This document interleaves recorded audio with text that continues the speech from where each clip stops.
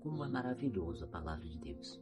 Como é maravilhoso, principalmente o texto ali de Atos dos Apóstolos, toda a narrativa de Lucas, é algo muito maravilhoso para nós, para que a gente possa entender como foram os apóstolos, como foi o primeiro século, porque diante das dificuldades que a gente encontra hoje, diante da fé que a gente exercita hoje, talvez a gente não compreenda como eram a realidade daqueles homens no início do ministério deles, falando de Cristo.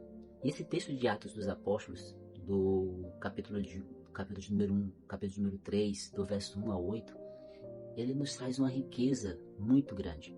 Se você for ler o primeiro verso do texto, você vai perceber que o texto fala que Pedro e João estavam descendo a hora nona, e eles estavam descendo para a oração.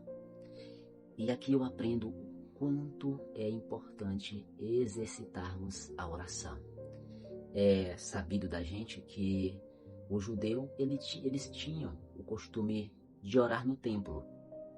E Pedro e João estavam exercendo esse costume de descer ao templo para orar. A hora nona, que o texto se refere, trazendo para os nossos dias atuais, é exatamente às 15 horas da tarde, ou aproximadamente às 15 horas da tarde, para a gente entender melhor a ocasião. E eles estavam descendo para orar. E aqui eu percebo que o ministério dos apóstolos, tudo o que eles fizeram, as maravilhas que foram operadas através da vida deles, era porque eles tinham um ministério voltado para a oração. Eles evangelizavam, mas eles oravam. Eles pregavam, mas eles oravam. Eles estavam presos, mas eles estavam orando. Que coisa maravilhosa. Quando nós olhamos o verso de número 2 de Atos dos Apóstolos, a gente vai perceber que à porta do templo tinha um homem que era coxo de nascença. E ele sempre era colocado ali, à porta daquele templo chamada Formosa, a sua porta. Alguns estudiosos vão dizer que esse templo ele tinha várias entradas, e em cada entrada tinha uma porta. E essa porta, ela era a porta mais formosa.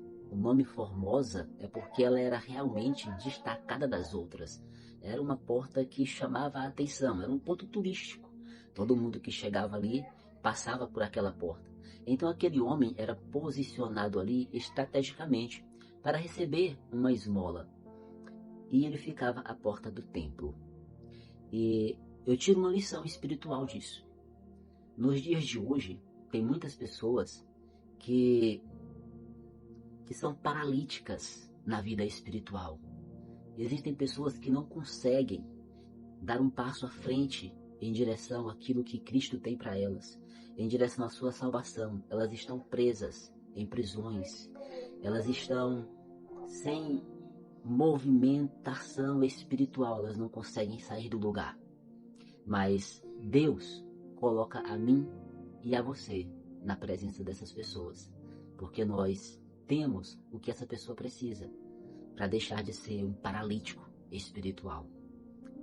Pedro e João tinham algo para aquele homem.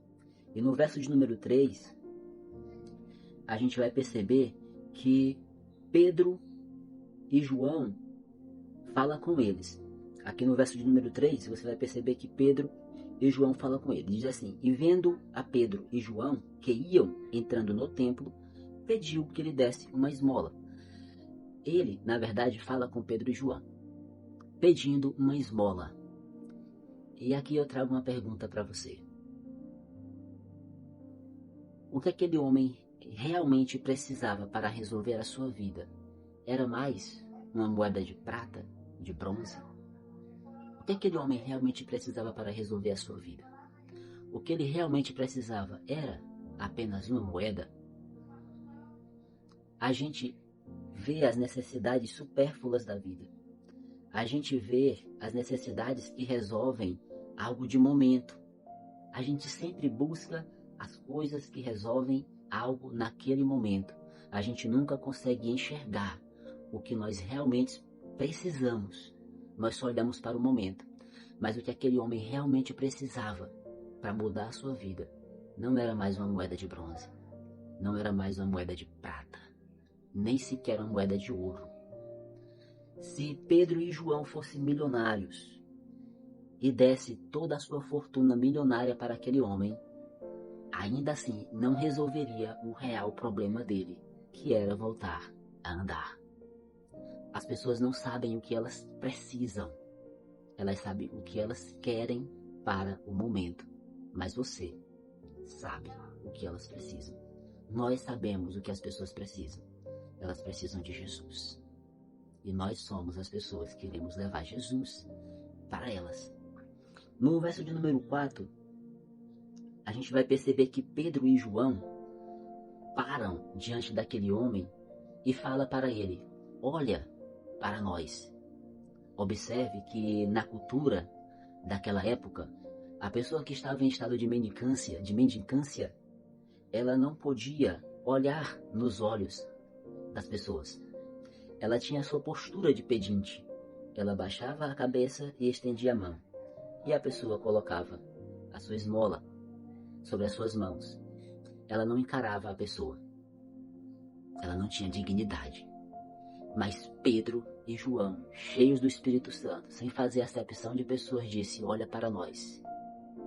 Nós não fazemos acepção de pessoas. Comigo você tem dignidade. As pessoas precisam levantar a cabeça. O pecado, a situação de pecado das pessoas sempre tenta baixar a tua cabeça, porque você estando de cabeça baixa, você não consegue ver o horizonte, você não consegue ver além. Mas quem tem unção de Deus, olha no olho da pessoa. Quem tem unção de Deus, olha no olho da pessoa e traz dignidade para ela. Isso é muito interessante porque no verso de número 5, a gente percebe que o Lucas vai dizer que ele olhou para Pedro e para João esperando receber alguma coisa. Agora observe, aqui são palavras de Lucas. O texto não diz que aquele homem olhou para Pedro e para João e pediu alguma coisa. Lucas disse que pelo olhar dava de perceber que aquele homem queria receber alguma coisa. E isso é muito maravilhoso, porque o olhar, ele fala mais que as palavras. Você tem a sensibilidade de olhar e perceber que as pessoas estão esperando alguma coisa de você pelo olhar delas? Pois é, o olhar revela muita coisa, muito mais coisa do que as palavras. E às vezes, as palavras dizem uma coisa, mas o olhar diz outra. Você tem percebido os olhares? Você tem percebido que as pessoas esperam de você? O que a pessoa que está em situação de pecado, está longe de Deus, você percebe o que o olhar delas falam quando elas estão olhando para você? No verso de número 6, a gente vai perceber que Pedro e João traz algo diferente. E aqui eu quero chamar a sua atenção, porque veja bem, não era a primeira vez que Pedro e João passavam por aquele homem. Não era a primeira vez que aquele homem estava naquela porta. Então, provavelmente, Pedro e João já haviam passado outras vezes por aquele homem. Mas dessa vez foi diferente. E aqui eu quero te dizer uma coisa. A partir do momento em que você carrega a unção de Deus, por onde você passa, é diferente. Você está vendo esse vídeo. Eu não sei onde você está agora, o que você está fazendo agora. Se você estiver no trabalho, quando você voltar para casa, vai ser diferente. Se você estiver em casa, saiu do trabalho, amanhã você vai voltar, vai ser diferente. Por onde você passar, vai ser diferente. Porque agora você vai estar carregando a unção de Deus na tua vida. E o homem que carrega a unção de Deus na vida, ele anda diferente, ele age diferente, ele fala diferente, ele é diferente.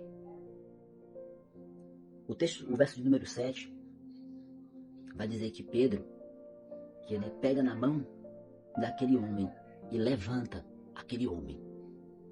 Ajudar é estender a mão. Ajudar é estar presente. Talvez ninguém nunca havia estendido a mão para aquele homem que estava naquela porta. Mas dessa vez ele encontrou dois homens diferentes, que além de carregar muita unção de Deus, carregava amor pelo próximo. Pedro e João dizem em nome de Jesus: levanta e anda. Pega na mão dele e levanta ele. Existem pessoas que estão esperando a tua mão. Existem pessoas que estão esperando você levantá-los. Deus te deu autoridade. Deus te deu força para levantar os caídos. No verso de número 8 a gente encerra e a gente percebe que ele entrou no templo, pulando, saltando e glorificando o nome do Senhor. Os irmãos vão de saber que pela a lei, o sacerdote, ele tinha que ser perfeito, ele não podia ter nada, nenhuma deficiência. Só que o costume da época se estendeu.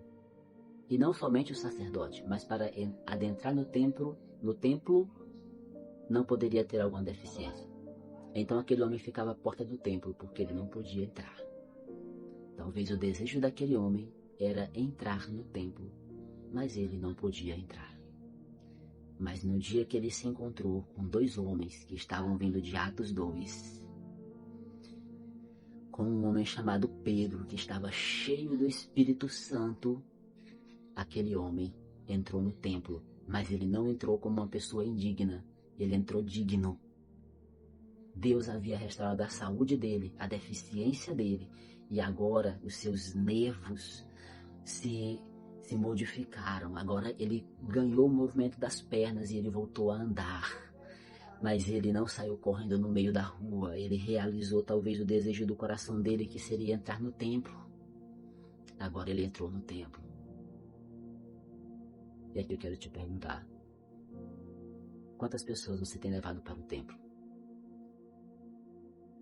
A gente só sabe a real necessidade de adentrar no templo quando a gente conversa com uma pessoa que era afastada da igreja e diz: eu tenho saudades da casa do Senhor,